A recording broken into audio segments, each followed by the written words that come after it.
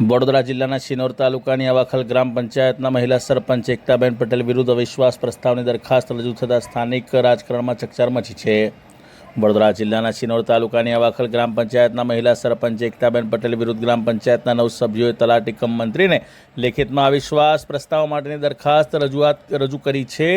દરખાસ્તમાં આક્ષેપ કરવામાં આવ્યો છે કે વિકાસના કામોમાં સભ્યોને વિશ્વાસમાં લેવામાં આવતા નથી, ગ્રામ પંચાયતનો વહીવટ સભ્યોને જાણ બહાર કરવામાં આવે છે, તેમજ વહીવટી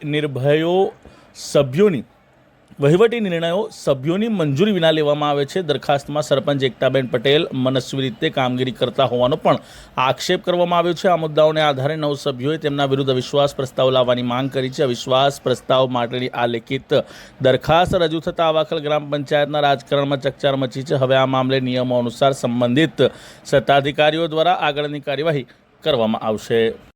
મારું નામ મયંક પટેલ, હું અવાખલ ગ્રામ પંચાયતનો સદસ્ય છું। આ અમારા જે સરપંચ શ્રી છે એકતાબેન પટેલ, એ અમને કોઈ બી વિકાસના કામોમાં વિશ્વાસમાં લેતા નથી। એ માટે અમે 9 સભ્યોએ સહી કરીને તલાટી કમ મંત્રી સાહેબને અવિશ્વાસની દરખાસ્ત દાખલ કરેલી છે।